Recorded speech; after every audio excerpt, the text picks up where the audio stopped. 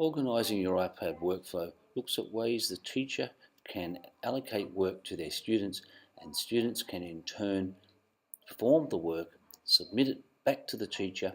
The teacher is then able to perhaps correct the work, and the student can see how they have gone. It's also about how certain applications can work with one another. Applications like Explain Everything, iMovie, iPhoto, Book Creator for iPad, and lots of applications, Telegami, which have the capacity to work with one another. You can shoot video in one and play that video and edit that video in another program, for example.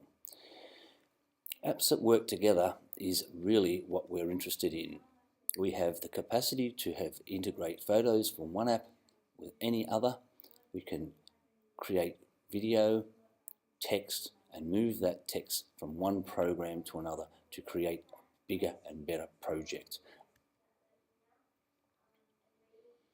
Some samples of these projects would be in various different ways, such as Google Drive, the workflow where the teacher creates a teacher folder which is shared to all the students in the class, and the students can simply have access to work that teacher would drop in that folder. The teacher does not have to share each component of each piece of work that they do. They simply share all work by placing that work into the folder at any time. Students, on the other hand, share their folder back to the teacher, and the teacher has access to see the student work at all times.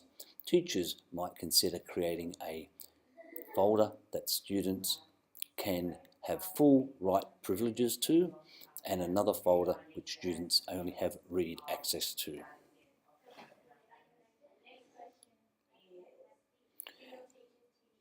The teacher creates the two folders first with view only and edit access. By dragging a third folder, dragging that information into a third folder, which is a view only folder, then allows the students to go to one folder and have access to all the work the teacher provides.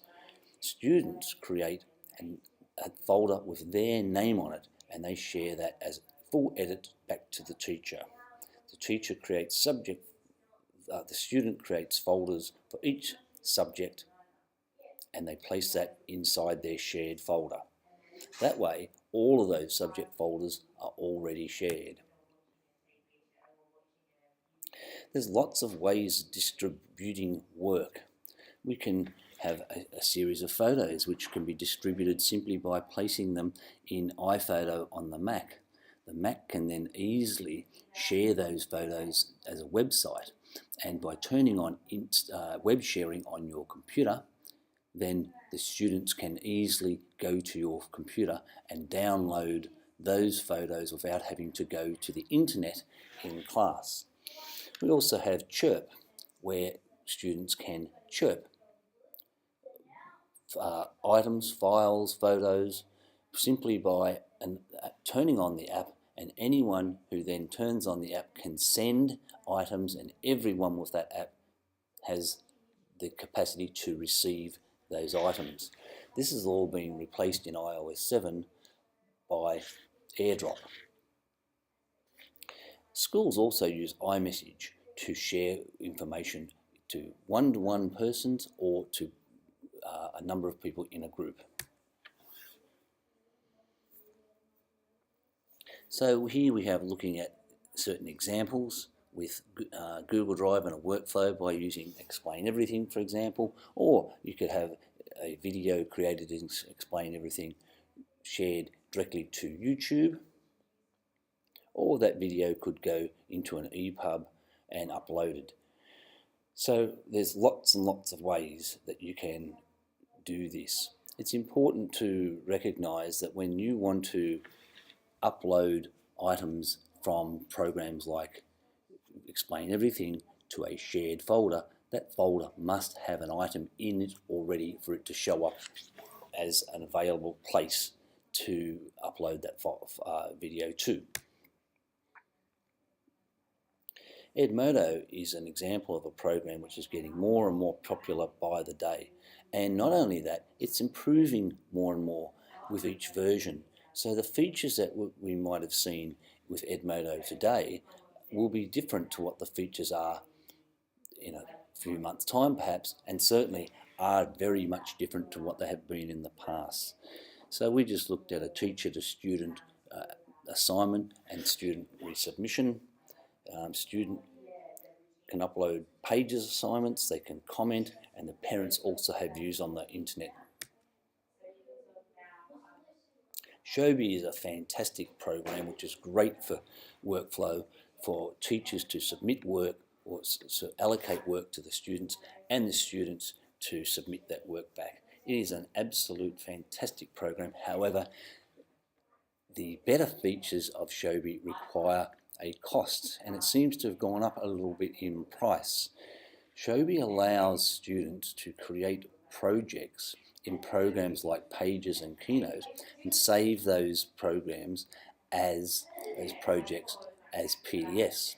Showbie, if you pay, allows you to annotate the PDFs without downloading them, and the student can then quickly see their marking that you have allocated as a teacher. Schoology looks like becoming the most popular of all programs because the way it enables teachers to provide work for students, students to provide work back to teachers, the Google integration, the capacity for classes to review activities, the parent portal component where parents can be allocated a code and see everything that's going on. It's very much like Facebook, but it's a protected school purposed built, and Schoology does look like being perhaps the current leader in the one-to-one space. So there you have it. We have looked at programs like iPhoto, iMovie, just the camera, all passing information to Pages and setting that information out to programs such as Dropbox, Edmodo, Showbie and Schoology. There's certainly other platforms out there. Canvas is a very big name with iPads being a learning management system. Open School ePortfolio is improving. Schools with OS X servers can create wiki servers, and they are fantastic for WebDAV, where students can submit work locally within the school without having to use internet bandwidth. Moodle, I'm a little bit disappointed in at this stage. Moodle seems to be geared up for computers, but it doesn't look to be a great platform for submitting work from an iPad at this stage. Good for retrieving work, but the submission still seems to, but that could change in time.